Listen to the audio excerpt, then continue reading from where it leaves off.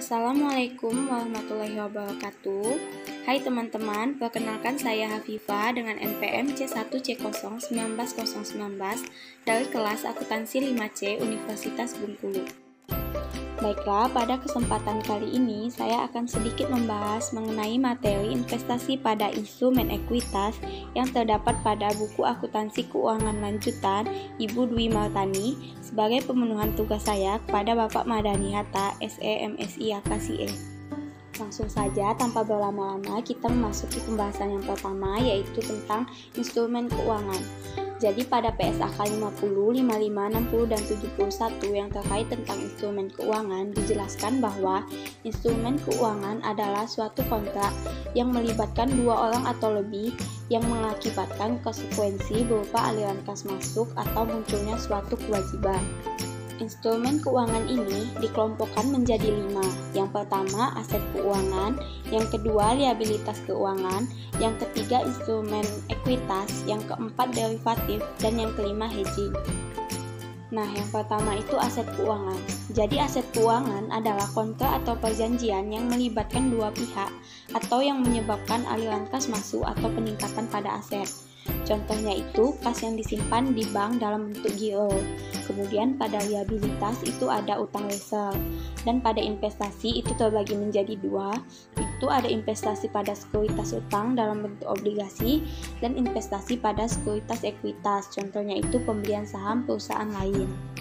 Bukti dari adanya investasi ini adalah kontrak berupa sertifikat yang diterima sebagai pemegang saham atau pembeli saham. Kemudian yang kedua yaitu liabilitas keuangan. Jadi liabilitas keuangan merupakan suatu perjanjian atau kontrak yang melibatkan dua pihak yang mengakibatkan aliran kas keluar atau aset yang diserahkan. Contohnya itu ada hutang wesel ataupun obligasi.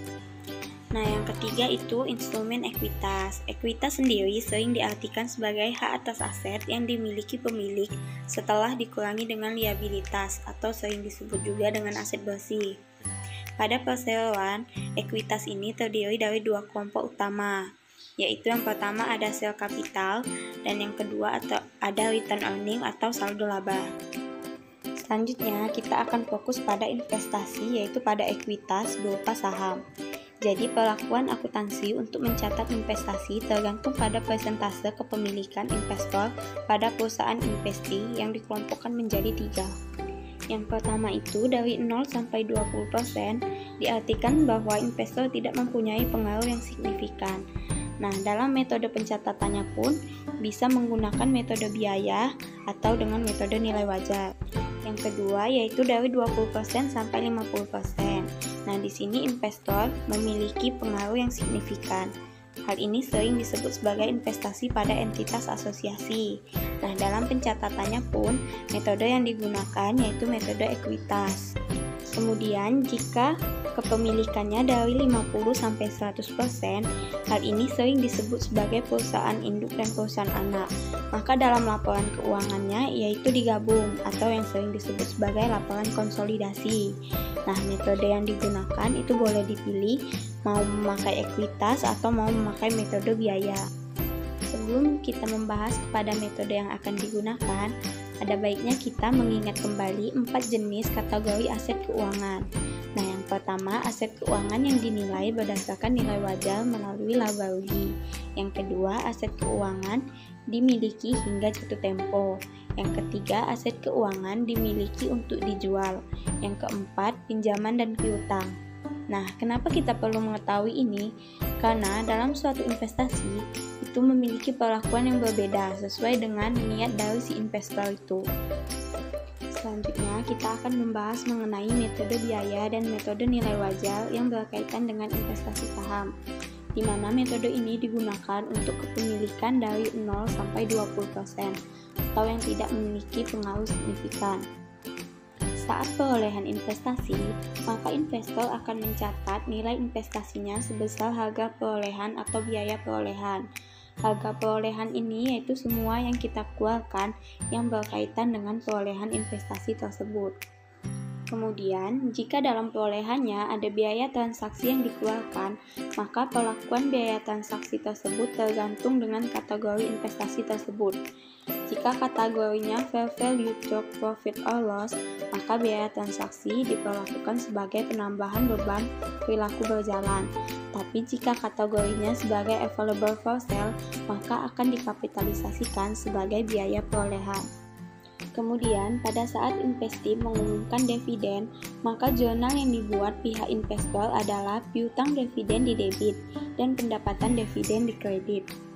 Kemudian, saat investasi memperoleh laba, maka investor tidak melakukan penyesuaian terhadap investasi karena investor tidak memiliki pengaruh yang signifikan.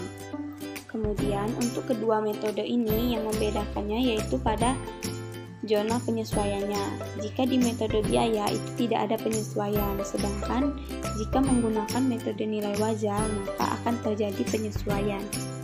Selanjutnya yaitu metode ekuitas. Nah, metode ekuitas ini akan digunakan oleh investor yang memiliki saham dari 20-50% atau disebut sebagai entitas asosiasi yang memiliki pengaruh yang signifikan. Pada saat perolehan investasi, maka investor akan tetap mencatat nilai investasi sebesar dengan harga perolehan investasi tersebut. Kemudian, ketika investasi mengumumkan ia akan membagikan dividen, maka jurnal yang dibuat oleh investor yaitu mendebitkan piutang dividen dan mengkreditkan investasi pada entitas asosiasi.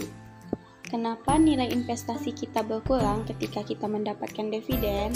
Nah, hal ini terjadi karena dalam pembagian dividen tersebut, investasi mengambil dari kas, di mana di dalam kas perusahaan tersebut ada investasi atau uang yang kita berikan di perusahaan tersebut. Nah, dalam hal ini dapat dikatakan jika kita menerima dividen itu sama saja seperti kita bertransaksi pada diri kita sendiri.